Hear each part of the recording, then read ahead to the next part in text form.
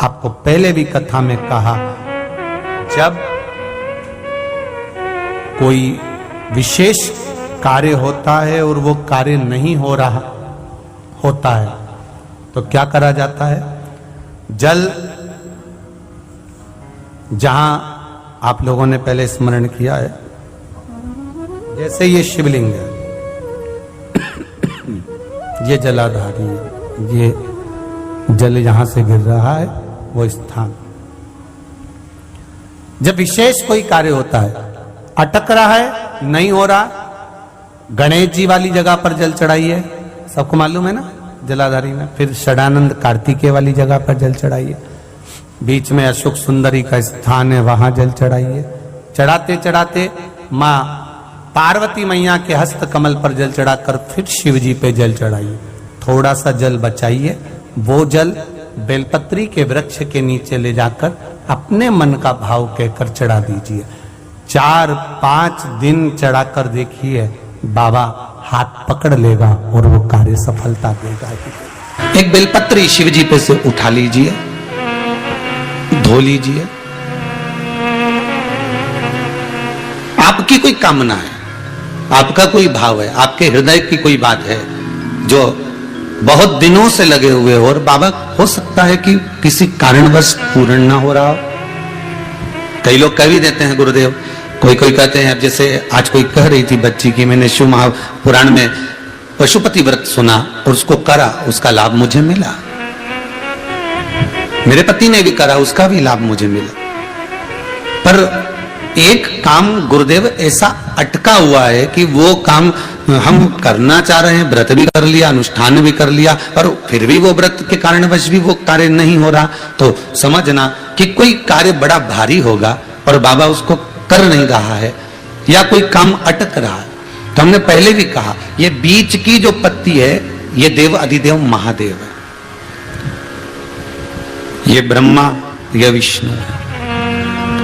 इन दोनों पत्ती के मिलन से लेकर इस पत्ती के बीच की जो डंडी है, ये नीचे की डंडी का वर्णन नहीं कर रहे हैं, इन दोनों पत्तियों के बीच में जो डंडी है बची हुई, जो तीनों के बीच में एक डंडी का जो भाव है, ये माता जगतजननी जगदम्बा माता पार्वती है।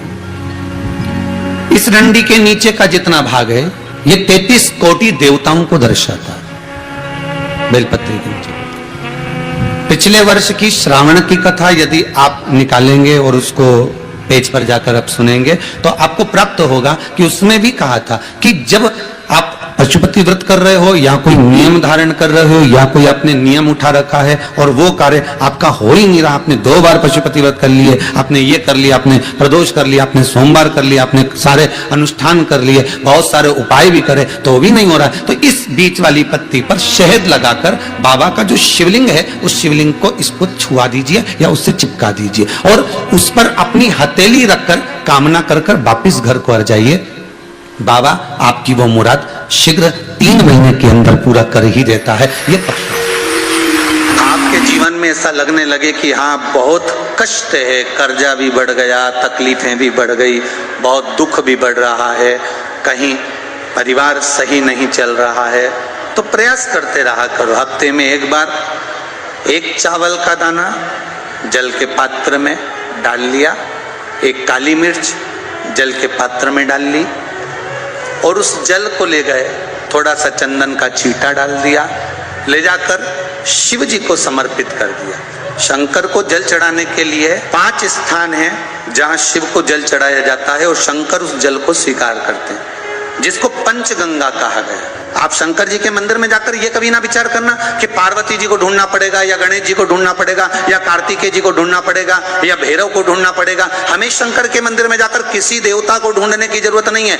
जहां शंकर भगवान का शिवलिंग रखा हुआ है, वो माता जी का हस्तकमल है, माता पार्वती जी का स्थान है। जहां शिवलिंग रखा है वो शंकर भगवान है।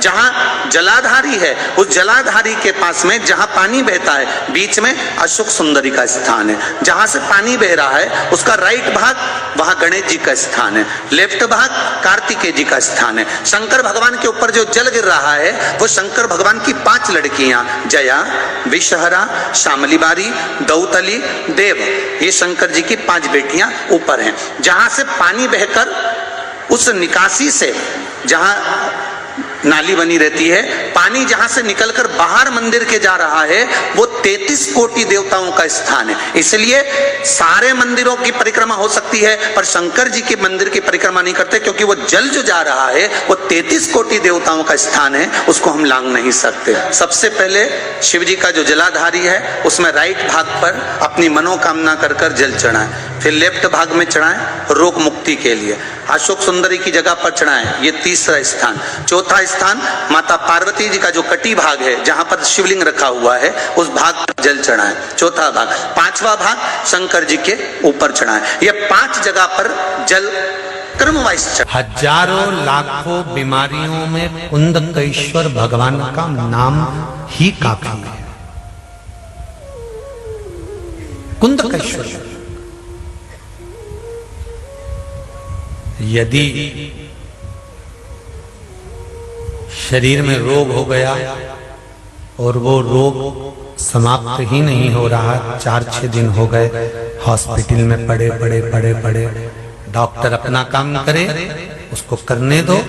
आप एक बेलपत्री का पत्ता लेकर अशोक सुंदरी वाली जगह पर, ये डंडी जहां से पानी बहता है उस ओर हो, और ये पत्ता अशोक सुंदरी वाली जगह पर इस तरह से रखकर उसके ऊपर कुंदकेश्वर महादेव के नाम से जल चढ़ाकर एक अंजलि में थोड़ा सा जल लाकर उस रोग ग्रस्त व्यक्ति को मात्र आचमन करा दो, और आचमन भी नहीं करा हो तो उसके मस्तक पर उस जल को मात्र लगा दीजिए।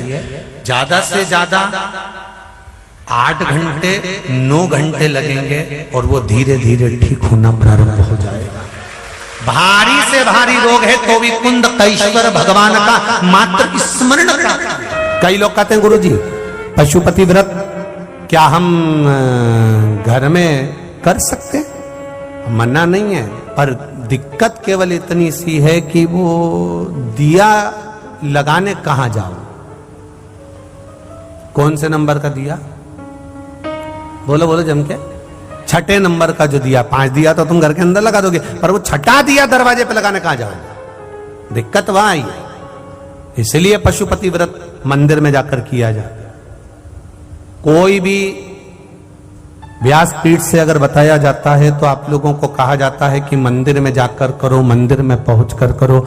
मंदिर में जाकर करो क्यों? क्योंकि घर में जो शिवलिंग होता है उसकी आराधना, उसकी पूजन केवल आप अकेले करते हो या घर के लोग करते हैं, पर मंदिर में जो शिवलिंग रहता है उसकी आराधना कोई किस भाव से आ रहा है, कोई किस भाव से आ रहा है, उसकी आराधना वो उस भाव से करता है। इसलिए मंदिर के शिवलिंग का जो तपबल है, हमारे यहाँ कहते हैं कि मंदिर का शिवलिंग, फिर वन का शिवलिंग, नदी के तट का शिवलिंग। जैसे अभी आपको कहा कि भजन का बल कंजरी में कर रहे हो, फिर राम मंदिर के अंदर बैठकर कर रहे हो, फिर राम मंदिर के बाद में वन में कर रहे हो, वन के बाद में किसी नदी के तट पर कर रहे हो, नदी तालाब के तट के बाद में फिर किसी जंगल में कर रहे हो, जंगल के बाद में किसी वृक्ष के नीचे बैठकर कर रहे हो। उस तपबल का स्थान देखा जाता है कि तपबल किस जगह का। अगर ज्यादा दुख है, संकट बहुत भारी है, इतना बड़ा संकट है कि वो निपट ही नहीं रहा, फिर एक लोटा जल, उसमें थोड़ा सा चंदन का छींटा, एक सफेद पुष्प शिवजी पर चढ़ाकर उस चंदन के जल को, लाल चंदन मिल जाए तो ज्यादा अच्छा, शंकर भगवान पर धीरे धीरे अपने हृदय की कामना कर कर समर्पित करें। सुनेगा।